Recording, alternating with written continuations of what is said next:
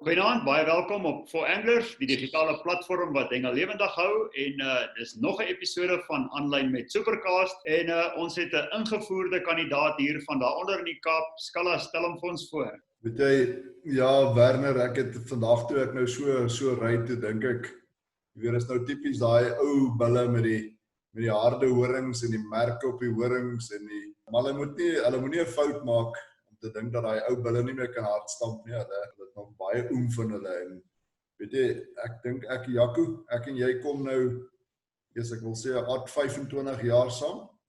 Heeltemal reg. So, jy weet, 'n baie goeie maat van my. Ek moet dit uit my hart uit sê, jy weet, Jaco is hy's nie net 'n hengelaar vir Supercast nie net 'n ambassadeur nie, maar hy's 'n persoonlike vriend en 'n werklike regte mens, jy weet, en ek kan Jaco, jy weet, as ons in die Kaap kom, ek noem dit mos ander land. Nou, ander land beteken, jy weet, ek dink nie hierdie mense besef wat hierbo aangaan nie, want hulle het heeltemal 'n ander struktuur. Ek hoor die corona het uiteindelik by hulle uitgekom, so maar nou laat baie daarso hoor. Hy laat baie. Maar weet jy wat, elke keer wat ek in die Kaap gekom het Jaco absoluut inherent uit sy pad uit gegaan. Tipies Kaapse mense, regte mense.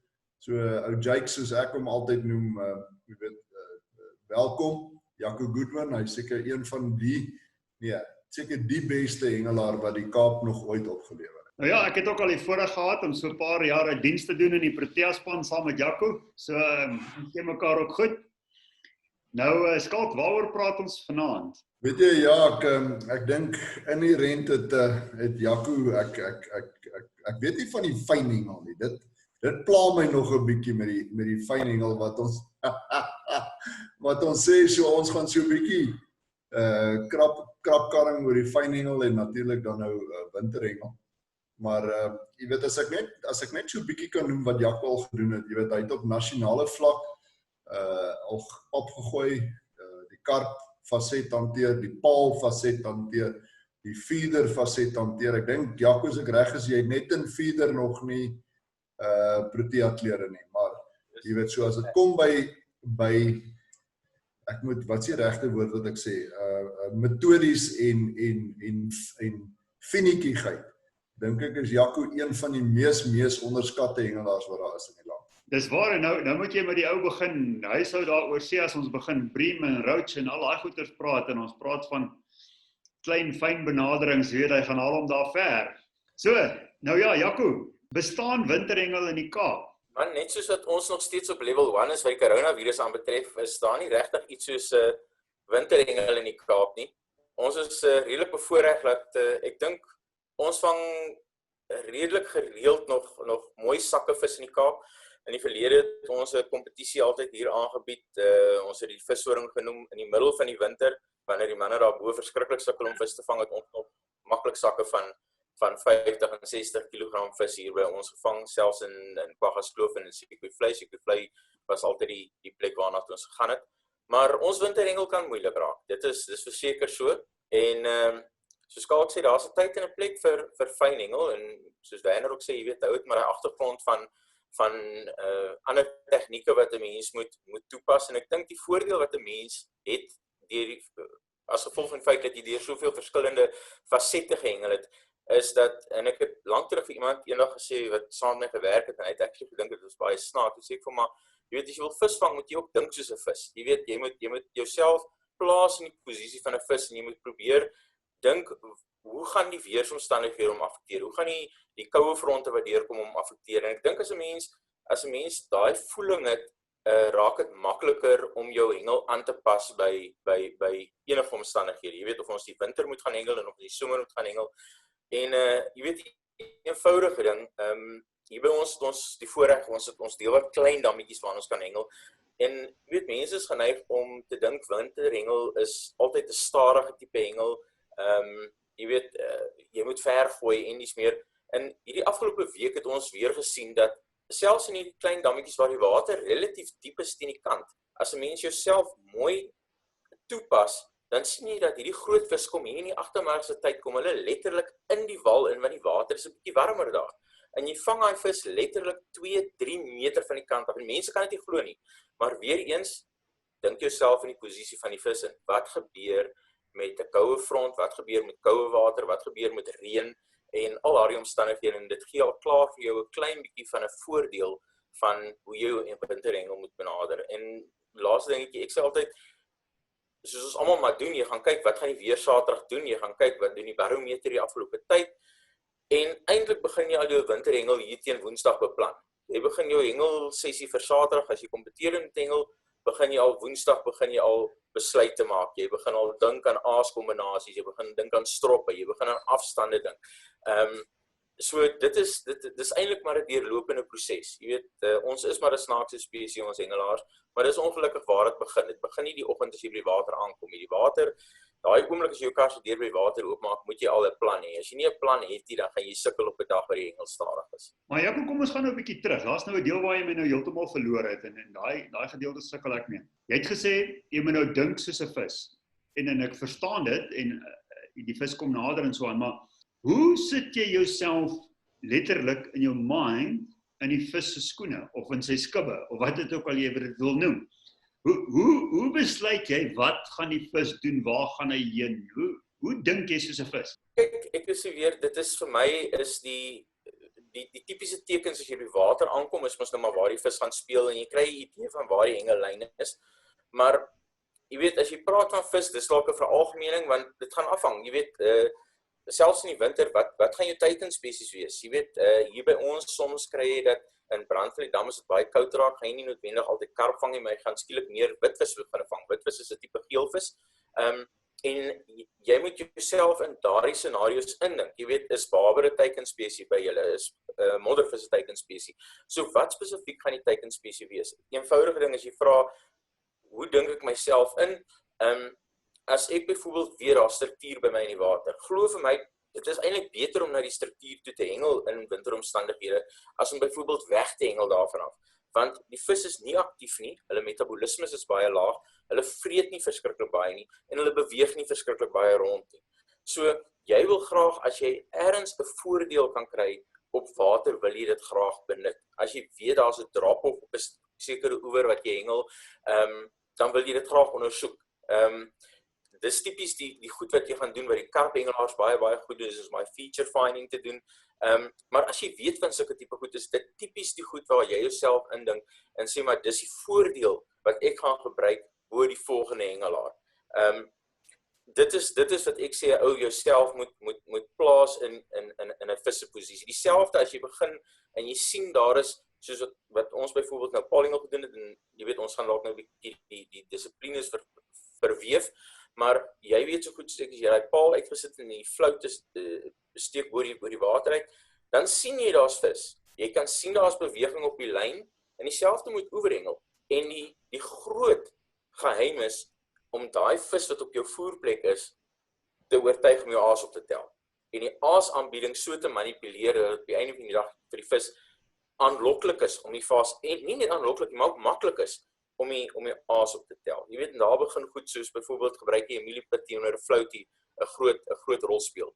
Jy weet, die een is 'n statiese byt, die ander een is 'n meer buoyant byt, maar dis die tipiese goedjies waarna 'n ou gaan begin kyk in winter, en soos ek sê, jouself in die skoene plaas van 'n, of nie van 'n plaas van 'n vis, om te besluit hoe jy jou aasaanbieding gaan doen, waar jy gaan hengel op 'n dag en dies meer. Kyk Jaco, wat ek graag wil vra is, jy weet, dit baie keer sê die mense met die vis maak byt. Nou jy weet, ek het nou my eie metodieke wat ek het rondom dit. Wat sal jy doen op 'n tipiese, jy weet, winter of jy weet waar dit nou begin rof gaan? Wat sal jy, want kyk ons almal weet die vis is daar. Jy weet, maar partykeer het hulle 'n sekere jy weet, 'n sekere voorkeur. Wat sal jy doen as jy agterkom, hoorie, maar die dinge werk nie lekker uit nie? Wat sal jy verander, of hoe sê jy te werk gaan om te sê, byvoorbeeld in winter, ek gaan nou 'n bietjie my metodes aanpas om te kyk of kan ek nie hierdie vis maak byt nie. Skalk, wat ek baie voor lief is, vir alles ek in die winter begin hengel. En een van die goed wat ek doen, en vroeër jaar toe ons klip terug gehengel het, en ons nasionale proewe daar gehengel het, was dit een van die goed wat ek ongetwyfeld altyd gedoen het, is ek sou een met 'n effens kleiner hoek gehengel het, en ek sou altyd my hoeklyne so 2-3 cm langer gemaak het. Nou, vir baie mense klink dit snaaks om nou met 'n langer hoeklyn te hengel, want die vis is ons nou nie so erg aktief nie. Maar my redenasie was, wat dit aanbetref rondom aasaanbieding is juist dit. Die vis is skugter, hulle wil nie aktief vreet nie. Ek wil nie hê die vis moet op die bol kom vreet nie, want ek wil nie hê hy moet my voer eet nie. Ek wil hê die eerste ding wat hy optel, is daai floutie. En omdat die vis so stadig voer, wil ek 'n ligter hoek hê, 'n langer hoeklyntjie, sodat as hy vis daai aas insuig, hy 'n baie beter hoekhult kry op die aasie.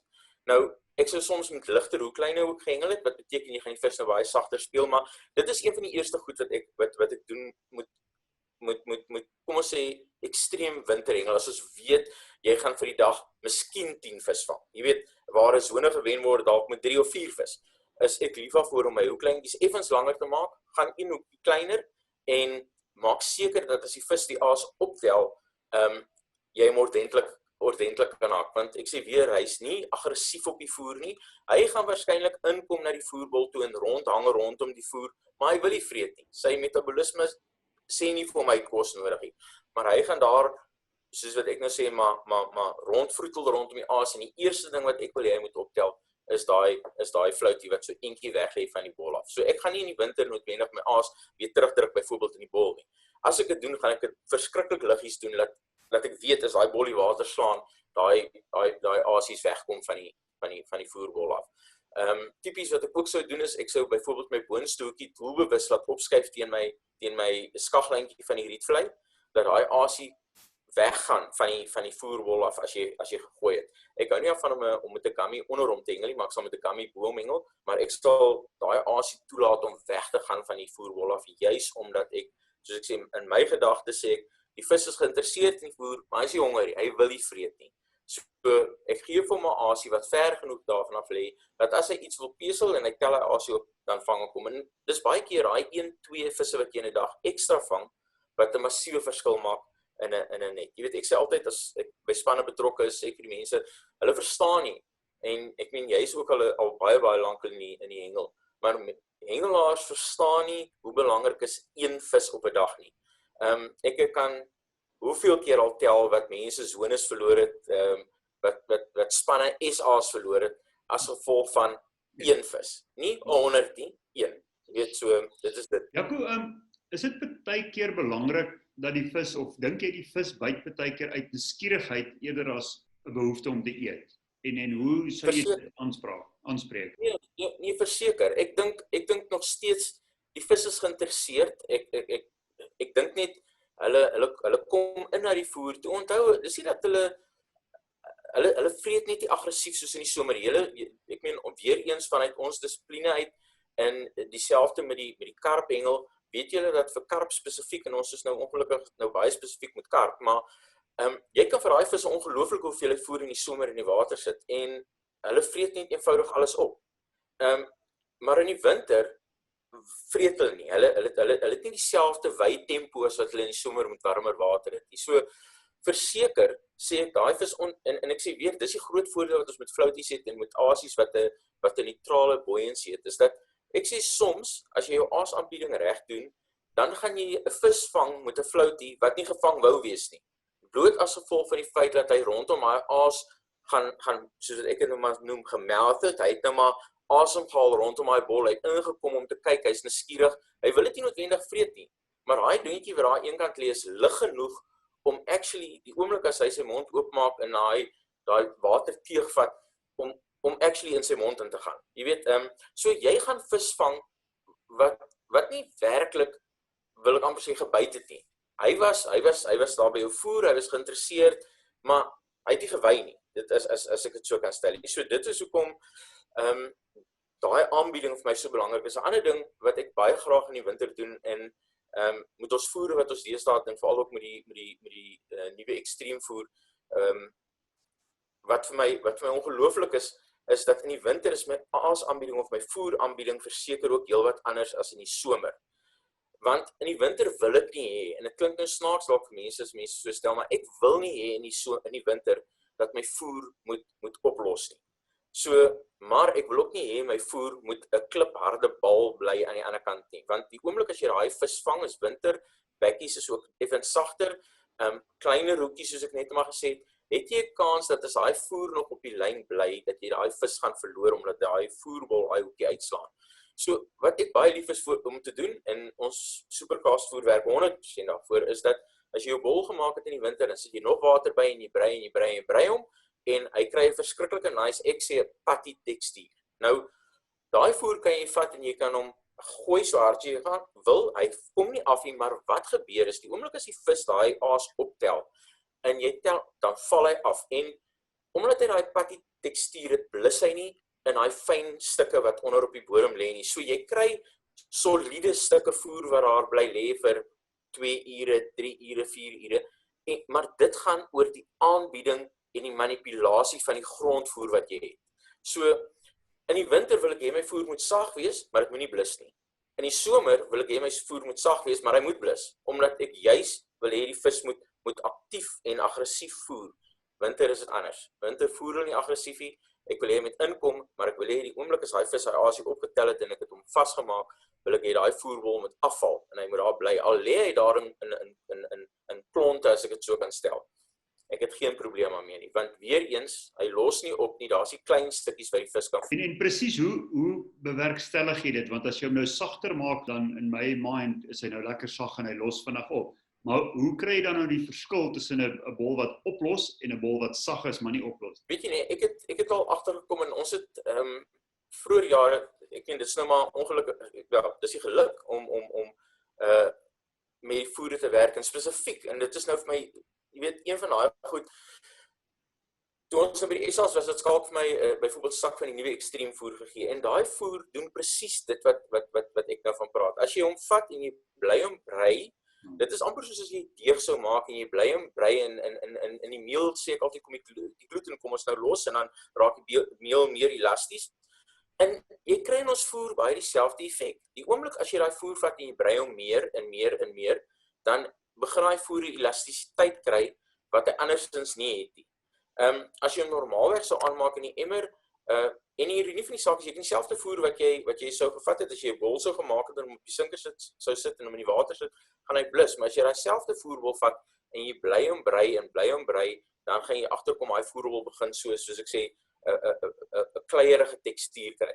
En glo vir my, jy kan hom gooi, hy gaan nie afkom nie, maar die oomblik as daai voerbol in die water gelê het en jy kry 'n vis, dan kom daai voerbol kom nie terug nie, want dis die groot geheim. Die voerbol moenie terugkom nie. Daai kleivoer, as ek dit so kan stel, moet agterbly, maar daar's 'n baie spesifieke rede hoekom jy dit so aanbied. Werner, ek wil net, jy weet, net vir die kykers daar buite en jy weet, ek wil nie noodwendig vir Jaco die vraag vra nie, maar net vir hulle verduidelik, jy weet, laat hulle baie mooi verstaan wat Jaco bedoel by daai brei. Jy weet, en ek het al baie die goed in 'n dam geoefen en die rede wat gebeur daar as daai bol so kleitjie is daai vis as hy hom nou bly stamp.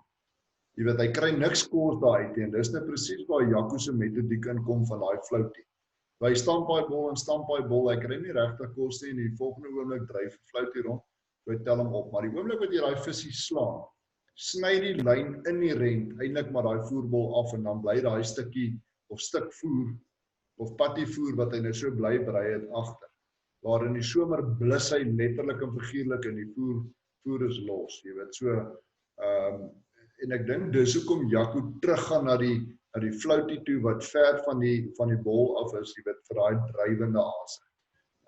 En daarmee is Jaco baie goed, jy weet, hy's 'n baie fyn observeerder van dit en jy weet, jy sal altyd sy resultaat sien, is altyd konstant. Jy weet, omdat hy verstaan wat die vis doen en hy het net te begin deur te sê, jy weet, jy moet dink soos die vis. So, dis hoekom Jaco inherent al hierdie goed doen en die verskillende metodieke met voere aanpas. So ja, nee, dit is briljant gesê. Jaco, kom ons praat 'n bietjie oor die hoekasie. Nou, jy praat van die floutie, harde flout, sagte flout, wat verkies jy in die winter, enige iets anders saam met die flout? Wat van proteïene, wat van wrimpies, sulke tipe goed? Wanneer by ons in die winter en ek weet nie, vir my het dit nog altyd by julle in Gauteng ook so gewerk dat as dit reën, vir een of ander rede werk proteïnaas soos byvoorbeeld wurms werk by tye regtig baie goed. As ek praat van flouties, dan gaan dit baie afhang van die bytempo en ook weer eens die aanbieding wat ek verlang. Ons het 'n jaar of wat terug het ons byvoorbeeld by Bloemhof gehengel in September. Dit was nog baie koud geweest, net vir interessantheidshalwe.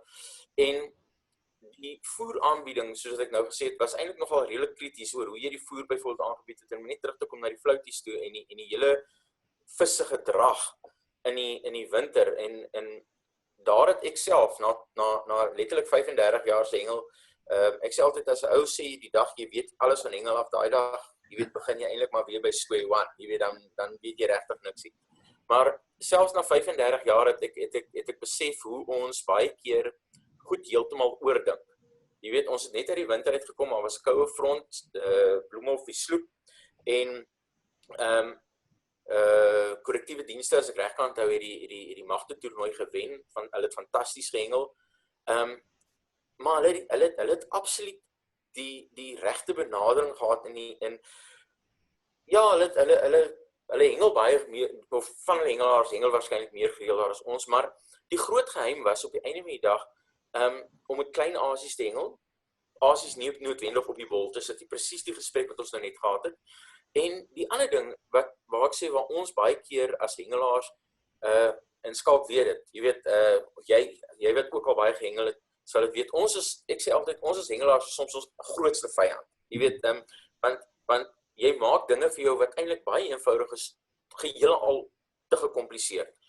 En op die einde van die dag was dit baie eenvoudig. Die vis wou nie noodwendige klomp geure op die bol gehad het. Jy het letterlik met 'n druppeltjie Quattro of 'n druppeltjie Legend en 'n druppeltjie duiwelsdrekkertjie op die bol gehengel, druppeltjies waar ons het probeer om die vis te maak byt. Jy weet, en meer dips opgesit. Ons het dieselfde dips gehad, maar in plaas van 'n druppeltjie het jy die helfte van die bol gevlak met Legend.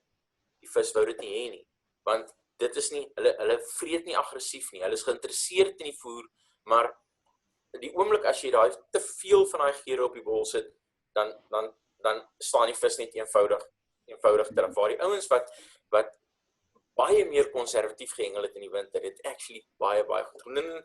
En ek is by 'n punt in my lewe waar ek sê, ek geniet dit eintlik om te sien as mense so hengel, en soos hulle sê, a plan comes together. Want weet jy wat, weer eens, na 35 jaar het ek iets geleer wat weer iets geleer. Jy weet, jy weet, dis is waaroor dit gaan. Jy weet, as aanbieding, jy vra my daaroor, afhangende weer eens van waar ou hengel en wat se vis jy teiken. Bloemhof en die sloep het ons noodwendig nie baie groot vis gevang nie. Ek is baie lief daarvoor, Skalk sal dalk nog 1 jaar op klip terug onthou, maar ek is baie lief daarvoor met 'n mieliepit te hengel, en as ek met 'n mieliepit kan hengel in die winter, dan doen ek dit. Ek weet baie mense is lief vir 'n Jana pit, baie is lief vir 'n amandelpit, wat 'n ou staatmaker is, of 'n garlic pit. Ek moet vir jou sê, ek het 'n verskriklike liefde vir 'n peach pit in die winter, en dan hengel ek hom verskriklik graag. As ek nou lank moet hengel, en ek moet met my lyne lank laat lê, is ek nie bang om 'n bodemstrop te gooi met 'n peach pit en 'n supercast caramel backing nie. Ek hengel 'n redelike groterige aasie, want weer eens, ek verwag dat daai aas gaan 2, 3, 4 ure in die water lê, voordat ek 'n byt kry. En as ek dan 'n byt kry, is dit gewoonlik 'n vis wat 'n redelike groot is. So ek hengel nie altyd fyn nie, dit hang af weer eens wat die omstandighede is en wat is die klas vis wat jy verwag om te vang op 'n bepaalde dag. Jaco, nee, daar's net een ding wat ek nie mooi verstaan nie. Is dit nie, wat se hoeke gebruik jy? Is dit nie baie moeilik om 'n perskepit te haak nie? Is hy nie 'n bietjie hard nie? 'n Perskepit. Jy sê dan 'n peachpit. Ja, ek hoor jou. Geerde mieliepit. Dis dieselfde probleem wat jy het met 'n amandelpit, hoor. Hy's 'n bietjie hard. Ja. Jaco, Ja, so dit is spesies in die winter. Wanneer sal jy en hoe besluit jy om 'n ander spesies te teiken in plaas van die tradisionele spesies? Weet jy, ek dink 'n mens word soms die maklike riglyn is gewoonlik om jou te laat lei deur dit wat op die oewer gebeur. Want winterhengel kan absoluut onvoorspelbaar raak. Die wind kan in die week voordat jy by 'n oewer uitgekom het in 'n bepaalde rigting gewaai het, en die water langs daai oewer is vir een of ander rede dalk net 'n graad of 2 warmer as die res van die dam. En jy gaan begin hengel en baie keer gaan jy byvoorbeeld kry dat skielik gaan jy sien, maar luister, hierso ons hengel vir karp en 1 of 2 persone begin skielik 'n baber vang. En dit bly 'n berekende risiko in die winter, maar in die oggend is die water in my opinie gewoonlik, daar's baie ouens wat sê eerste gooi moet jy gaan vir babers. Winterhengel glo ek is 'n bietjie anders, as die water 'n bietjie warmer geword het, is die vis dalk 'n klein bietjie meer aktief en jy gaan ook nie noodwendig kry die klein vis in die winter in die vlakwater inkom soos wat hulle in die somer sou maak wanneer die babers hulle volg nie. So hier van 1 uur se kant af, as daar byvoorbeeld babers op die oor uitgekom het en dit nie net eenvoudig 'n koks was, 'n geluk was dat 'n ou nou 'n baber gevang het nie, dan sê ek kan dit die moeite werd wees om 'n lyn vir 'n ander spesies te gooi, bygesê as jy nie 'n tempo het op jou karp nie. Met ander woorde, as dit 'n stil dag is en dis weer een van daai dae waar 2-3 visse sone gaan wen, het jy absoluut niks te verloor om 'n lyn te gooi vir 'n ander spesies nie. En weer eens, afhangende van waar jy hengel, as jy byvoorbeeld, kom ons sê, miskien groot draai toe gaan of selfs valdam, kan jy doelbewus probeer om te kyk of jy geelvis kan vang, afhangende weer eens of daar wind op die water is of nie. En ons weet wat jy doen is jy gooi 'n bietjie fluoresien op jou voer, skud jou aas op in SA-poeier en kyk of jy 'n bonusvis kan kry wat jy andersins nie sou gehad het nie. Maar ek sê weer, dit is 'n strategie wat jy volg as jy tyd het om te spaar. As jy met ander woorde nie 'n tempo het op jou karp nie, as jy weet jou karplyne lê 'n uur, 2 ure. Ons het 1 jaar in Chelmsford gehengel en daar het jy jou lyne gegooi en letterlik het jy 6 vis vir 'n dag gevang. Ja. Jou lyne het 2 ure gelê, uur 45 minute, 2 ure en dis dit. En dit was die tempo. Jy weet, heeltemal reg. Ja, dit was die tempo. So in daai omstandighede sê ek, weet jy wat, is dit nie wys om vir iets anders te gooi nie, want jy het 'n strategie wat werk. Maar die oomblik as jy sien dat daar wel iets anders gebeur en jy het tyd tot jou beskikking en die tempo is nie van, dan sê ek, wees kreatief, begin ander spesies teiken. En ek sê nie noodwendig jy gaan in die winter altyd marries hier reg vir jou vang nie, maar as die water warm genoeg raak, die son is 'n mooi dag, gaan jy waarskynlik kry en jy gaan hulle sien spring. Dan kan jy dalk probeer om vir 'n marrie te gooi. So ek sê weer, 'n ou moet aanpasbaar bly, maar as jy 'n plan het wat werk, hou daarby. As 'n ander ou 'n groter vis vang as jy, weet jy wat, gaan altyd gebeur, maar jy gaan nog steeds bo gemiddeld presteer op die dag. Ja. Jaco, ek het 2 vragies en dalk kan Skalk ook antwoord op hierdie vraag spesifiek vir ons sosiale hengelaars. Ons het nou baie kompeterende hengelaars gepraat, maar vir ons sosiale hengelaars. Eerste vraag is, hoe as ek by 'n dam uitkom in die winter en ek wil dalk vir 'n naweek gaan kamp of dalk net vir 'n dag hengel, wat sal ek gaan soek? Hoe selekteer ek my hengelarea in die winter? En tweedens is, wat doen ek in die winter om groter vis te vang? En is dit so dat ek groter vis kan vang in die winter? En nou praat ek van die dood eenvoudige naweek hengelaar, ons gaan bietjie kamp, ons gaan bietjie braai, maar ons wil daarom ordentlik vis vang. Wel, kom ek sê vir jou, verseker gaan ons groter vis in die winter vang. Soos ons net maar gesê het, die vis se metabolisme is laer, die kleiner vis word noodwendig baie meer daardeur geaffekteer as groter vis. Ons weet al uit ondervinding uit dat oor die algemeen die groter vis waarskynlik in effens dieper water gaan vang. En as dit jou teikenspesie is, dan gaan jy probeer om 'n aasaanbieding te doen wat die kleiner vis gaan vermy. So as jy vir die naweek gaan hengel en jy wil graag vis vang van 5, 6, 7 kilos, dan gaan jy nie noodwendig met 'n floutie op jou hoek hengel nie, want dan is daar 'n uitnodiging vir 'n kleiner vis om my aas op te tel. Dit is tipies wanneer ek byvoorbeeld met my perske gegeurde mieliepit sou hengel en 'n groter aasie sou aansit. En ek sou selfs waarskynlik 2 pitte opsit, afhangende van hoe groot jou hoek is, en 'n groter aasaanbieding doen juis om die kleiner vis te elimineer wat dit aanbetref. As ons meer tegnies wil raak en die spesiemanne kan daarop sekerlik hulle insette lewer. Jy weet, ek kan 'n ou met boilies begin hengel en niks meer, maar vir ons normale naweek hengelaars sê ek, weet jy wat, as jy groter vis wil vang, maak jou aasaanbieding 'n bietjie groter. Ek wil amper so ver gaan om te sê dat as jy 'n voerplek maak, moenie 'n voerplek maak soos wat jy in die somer sou maak. Jy weet, gaan liewers en gaan top daai voerplek van jou gereeld op met klein bietjies voer, maar moenie 'n massa voer afgooi nie. ons het net maar gesê, die vis is nog steeds geïnteresseerd, maar hulle gaan nie daai voer vreet wat daar lê nie. So, jy wil nie hê dat hulle moet daai voer, soos ek sê, gepreoccupied raak. Hulle moet nie met daai voer doenig raak en op die einde van die dag jou aasaanbieding heeltemal ignoreer. En dis die ander ding, miskien as ek net vinnig kan terugkom na voer toe.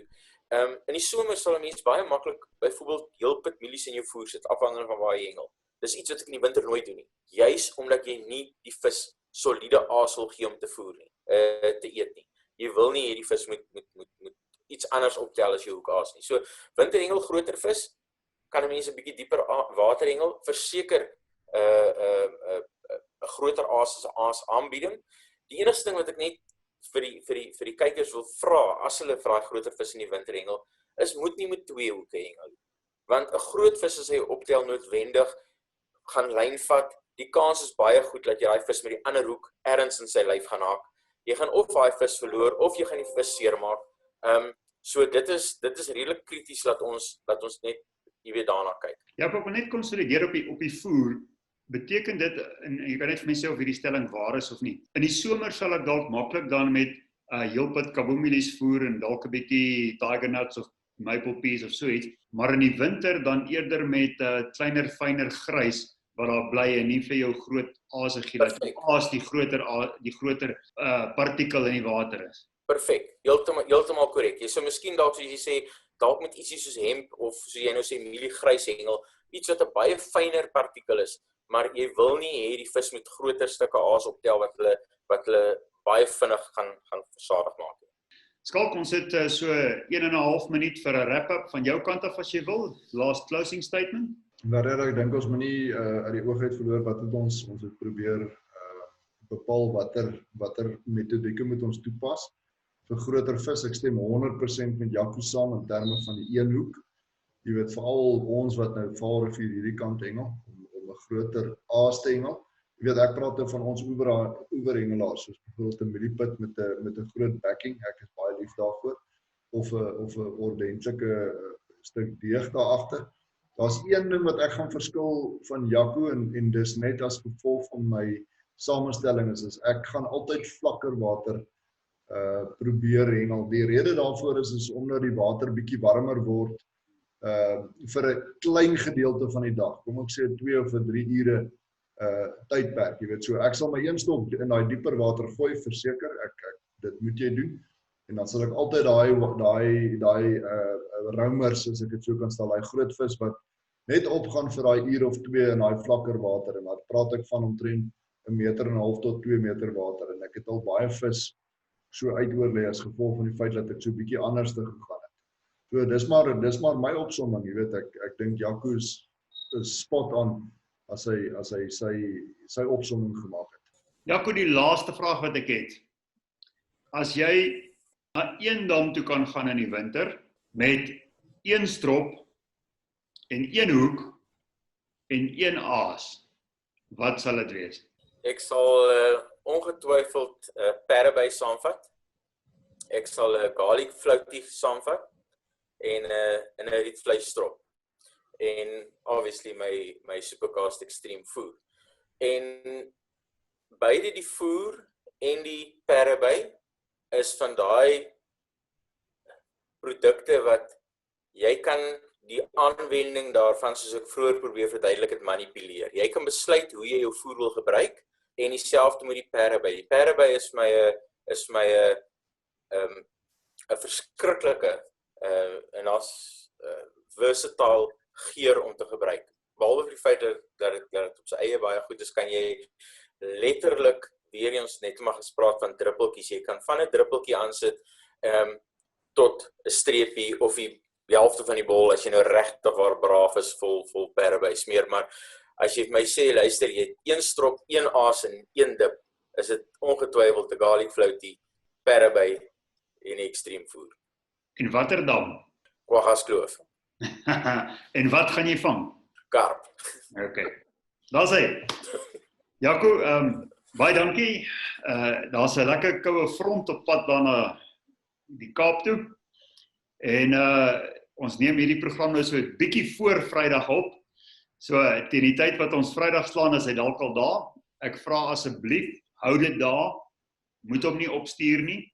Ons wil hierdie naweek ordentlik gaan vang. Span 'n tou en hou hom net daar by jouself. En gaan vang qua gaskloof met perde. Jaco, baie dankie. Baie dankie. Dankie vir jou tyd, dankie dat jy met ons lekker kennis gedeel het. En Skalk, dankie dat Supercars weer vir ons 'n interessante vraagietafel toe gebring het en ons kykers bederf het met lekker inligting. Groot bestuur Werner en ek wil net weer vir Jaco sê baie dankie vir alles wat hy vir ons doen en ja, ek hou die Kaap so mooi soos wat hy is. Also Jaco, baie dankie en ons sien weer op 'n volgende keer. Mooi aand. Aan die kykers, baie dankie dat julle saam met ons gekyk het hier op For Anglers, die digitale platform wat hengel lewendig hou. Onthou om aan te teken, daar is nog steeds tonne pryse wat gewen kan word. Hierdie week het ons soveel as 20 pakkies uitgestuur met die komplimente van JKJ Express Couriers na gelukkige nuwe intekenare en ook van ons ou intekenare. Geniet dit, teken aan, word lid en wees deel van 'n hengelfamilie wat hengel lewendig hou. Tot volgende keer en onthou, julle is awesome.